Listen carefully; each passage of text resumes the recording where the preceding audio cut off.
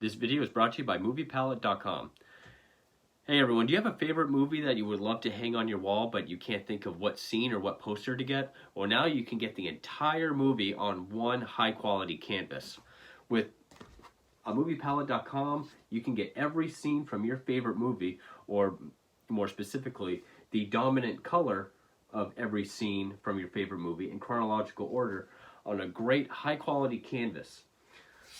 It also comes with a silver engraving of the title down at the bottom. It has rubber stoppers on the back to keep it from bouncing. And they have a huge catalog of what to choose from. Whether you're a horror fan or a fan of sci-fi, Marvel, Japanese anime, Disney animation, drama, or Oscar classics, there's a movie palette for you. And right now, MoviePalette.com is having a sale for 50% off for their Halloween sale. But if you go right now and if you enter room 15, you'll get 15% off of the movie palette of your choice. That's ROOM15 for 15% off of your movie palette. Again, this is a great value for a great piece of home decor that looks great for any film and for any film buff and anywhere in your home. You will definitely like this product. Mine is of The Shining, and I could not be happier with it. So definitely go to MoviePalette.com and enter ROOM15 for 15% off of your palette.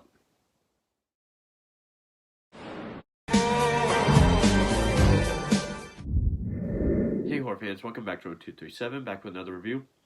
As I continue my month of October run through of Stephen King adaptations, and this is one that I do not own, but it's one that I've seen before. I caught it on cable when I was a young kid, probably 9, 10, 11 years old. And I have not seen it since. I only remembered a couple scenes of it, but I've always liked the premise, as derivative as it might be. And it's the 1993 film Needful Things. Now, this is one that, because once you get to the 90s, Stephen King films in the 80s pretty much seem to be hit after hit, or classic after classic. At the very least, cult hit after cult hit. But then in the 90s, it really started to go downhill. I mean, you had Misery in 1990, excellent, great film. You also had It in 1990, which people really like. So it started off strong. This is also when you really started to get the TV miniseries, although Salem's Lot came out in 79. There was almost as many TV miniseries as there was theatrical films. This one was theatrical.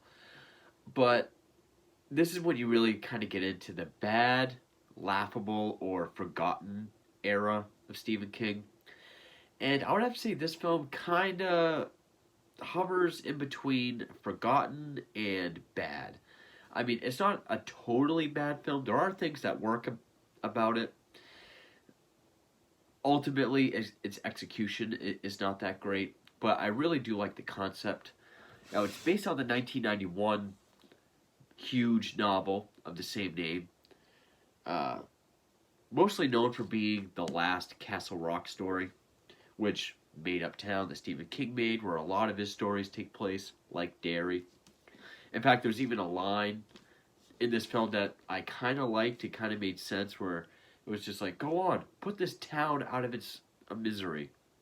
Because you think of what Stephen King has done to this poor town throughout the history of his works. But, yeah, you think about other King films from the 90s, I mean, theatrically, and based on major novels, not just short stories, because once you get to the short stories, yeah, there's a lot of films that people forgot about. But I mean, this, A Misery, Green Mile, Dolores Claiborne, Shawshank Redemption was a short story, but some stand out, some don't. And I think this has been one of the most forgotten ones, even more so than maybe more so than Dolores Claiborne. I'd say Dolores Claiborne's very underrated. I think this one was just forgotten because it wasn't very good. Even though the concept is really cool. I said it was derivative because it very much reminds me of an old Twilight Zone episode. I believe it's called Just What You Need or Just the Thing You Need. Great episode of the Twilight Zone, my favorite show, half-hour show. Also reminds me of the Disney film Something Wicked This Way Comes, which the basic premise is the devil comes to Castle Rock, opens up. I don't know why I'm holding this up. Probably because I don't own the movie, and he opens up this tiny shop called Needful Things that just happens to have the one thing that everyone in the town strongly desires. And it doesn't quite. It tries to make it sound like if you can't pay for it in full, he has you do these favors or these pranks that start off as petty but can work all the way up to like arson, murder, and the worst things imaginable. But even then, even people that do pay for their things also end up doing bad things, and the ultimate purpose is to just turn the entire town against itself and pretty much destroy it. Not a bad concept, and it does have a decent atmosphere. It does have this gloomy sort of Twilight Zone type feel to it. Plus, it's kind of like those 50s B movies that take place in a small town where everyone knows each other on like a first name basis. So you're really just watching this tight-knit community fall apart. It creates new rivalries, feeds off of old rivalries. It eventually leads people to kill each other. And it's implied that once they buy this thing or accept to do the favors, he jots their name down as if they just bought it with their soul. So as I said, it came out in 1993. Directed by Fraser C. Heston, Charlton Heston's son. I believe this is the only film of his that doesn't have Charlton Heston in the cast. Screenplay by W.D. Richter, who wrote the Frank Langella version of Dracula. He wrote, I think it was the 90s version of Invasion of the Body Snatchers, Adventures of Buckaroo Banzai. So, good writer. Stars Ed Harris. I believe this was his second Stephen King film after Creepshow. Max von Sydow, of course, the priest in Exorcist, the older priest, which is a testament to The Exorcist for how great his old man makeup was, because he pretty much looks the way he does. But he was also in films like Awakenings, he was in Shutter Island, all kinds of TV. Max von Sydow was a great actor. Bonnie Bedella, who was in the 79 version of Salem's Lot. J.T. Walsh. Amanda Plummer, who was Honey Bun.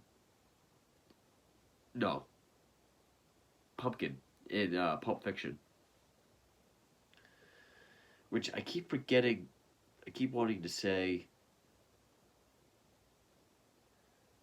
Yolanda. That's what I thought it was.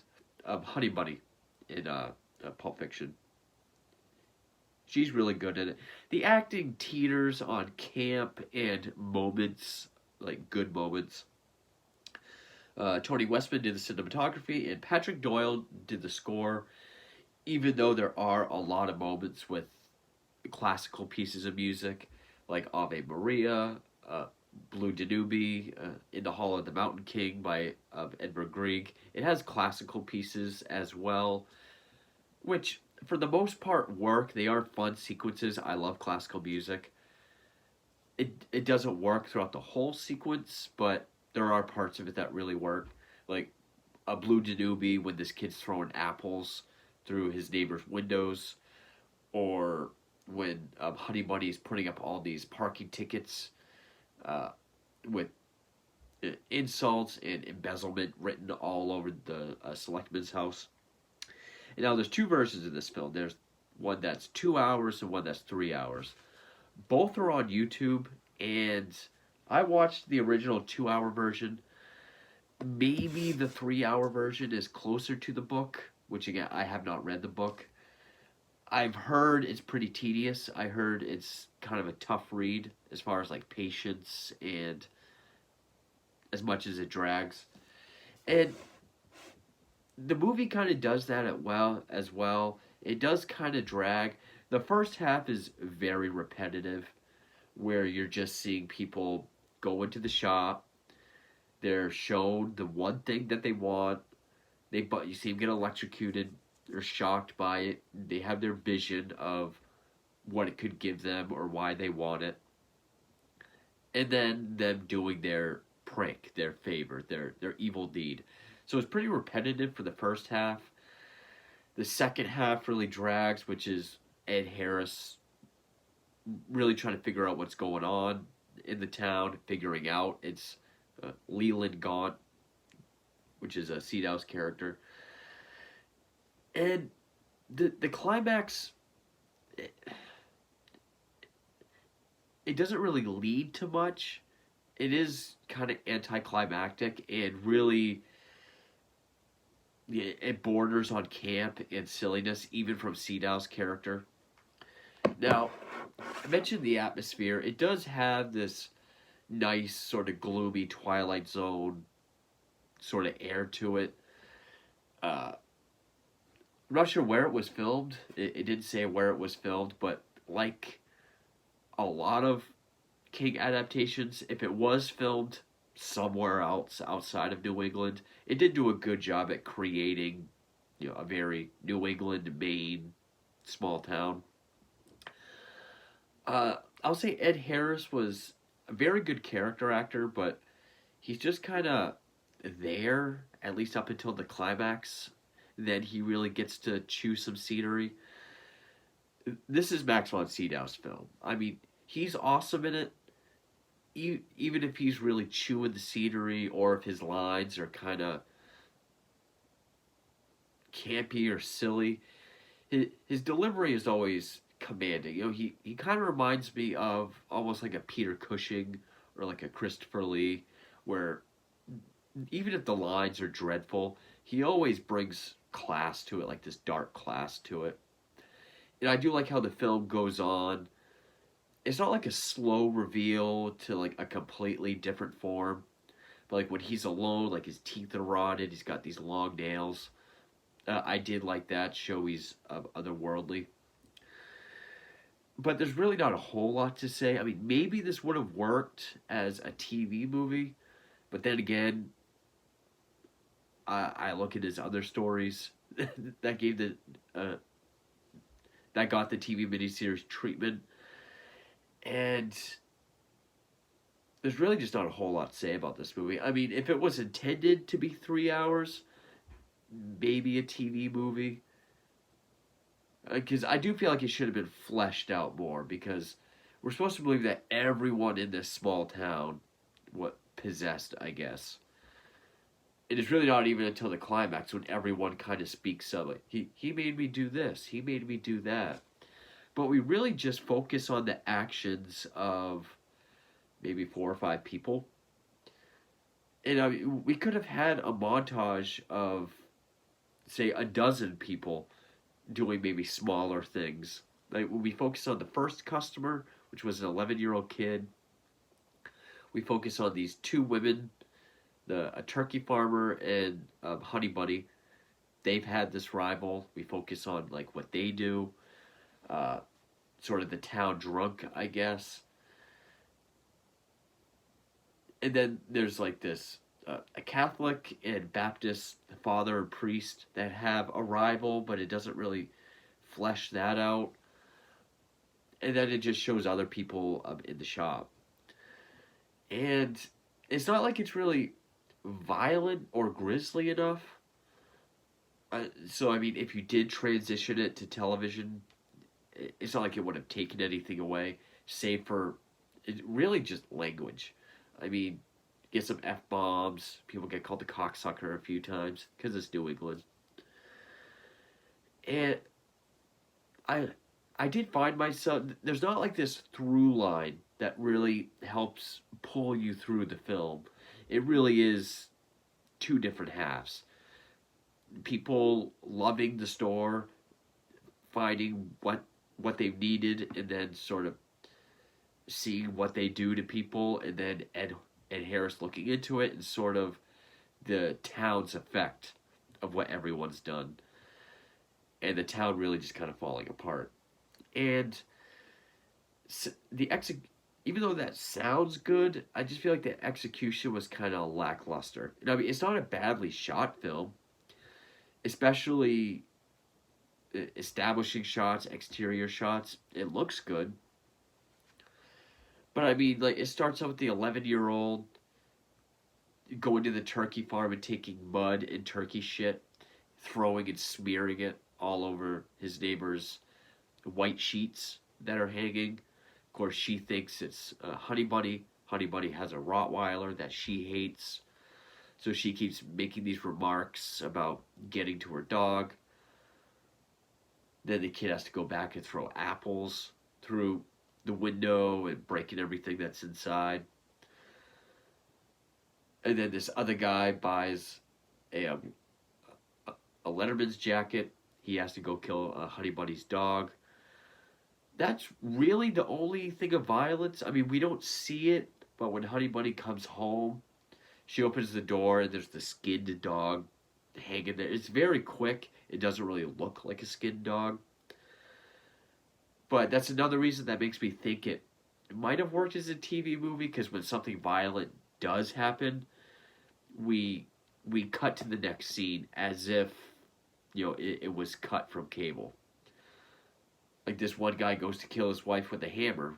We see it in silhouette like this. Then the next scene, he's washing it off in the sink. So it does cut for the violence. It feels maybe the 3-hour version has more. But yeah, overall,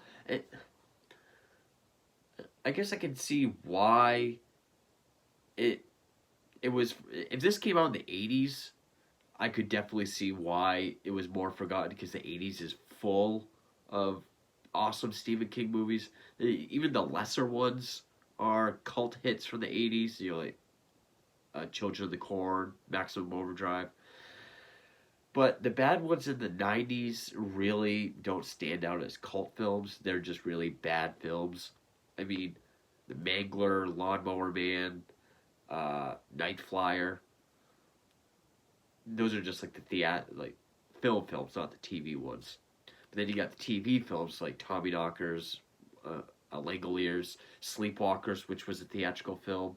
So I'm not really sure why this one was so forgotten. It's not that it's a terrible film, but it definitely could have been a lot better.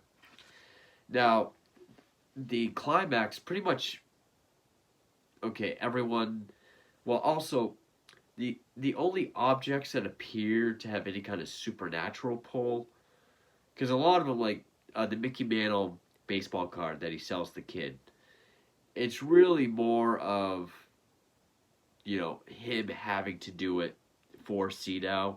It's not like the card itself is supernatural or has any kind of hold. But the selectman that embezzled 20 grand of taxpayers' money, he buys this horse race toy that will help him predict the winners because he's a gambling addict. Or, what was her name? Bonnie Berdella. Her character is dating Ed Harris's character. She works at the diner. She has some painful hand disease or disorder. He gives her this necklace that heals and she feels fine. Those are really the only supernatural ones. I mean, a Honey Bunny buys a little porcelain thing. This other guy buys a first edition of Robert Louis Stevenson's Treasure Island. So it does remind me of that Twilight Zone episode. It is kind of like Something Wicked This Way Comes, only that was a circus where the proprietor is able to bring out people's innermost dreams, and then they do evil things. But then the climax, when everyone's killing each other and everything's going to hell. Even some of the pranks lead up to blowing up churches. It's really like this standstill in the town. Ed Harris, again, the performance in this scene, because he's been kind of there for the whole film, ranges from good to kind of over the top. Yelling to everyone like, he tore our town up from the inside out. He's the bad guy. He's the one making us do all these things. You know, she didn't, break her windows. She didn't kill her dog. He made someone do it. And then the selectman, who's been blowing shit up, he's got a bomb attached to him, which his name is Dan Keaton, but everyone calls him Buster for Buster Keaton, which he hates. And I feel like this is supposed to be a very serious scene, but we always cut to Max von Sydow kind of saying kind of a cheesy line. And Harris like, you don't need to do this. It just cuts right to him, and he's just like, yes, you do. Or, Buster calls Sydow a cocksucker, and he's just like, ha ha ha ha. Sticks and stones may break my bones, but names can never hurt me. And he just tackles him through the window, blows up the bomb, building explodes. Which I guess was supposed to be that bomb could blow up the whole town, but it just blows up the building. And Max von Sydow's fine. And that's the part where he says, go on, put this town out of its misery. Castle Rock's been through a lot. And, when I said that, I thought of the show Castle Rock and how it shows the connections. Ed Harris's character, Sheriff, what was it? Sheriff Alan Pangborn. That character appears in The Mangler, but he's played by Michael Rooker in that film. So we're supposed to believe that this bomb could blow up the whole town, but it just blows up the building. And Max von Sydow's fine. And, he tells Ed Harris, yeah, you were going to marry her. It's going to be nice. But in 2053, I'm going to encounter your grandson. It's going to be a sunny day. And then he just leaves. Like, no one tries to stop him. It just shows him in his black car, driving past the Castle Rock sign, and then his car disappears. And that's the end of the movie. Also, to show he's like the devil is, like, someone will be looking at something like Honey Bunny when she's looking at the little porcelain thing. She says something about how her husband,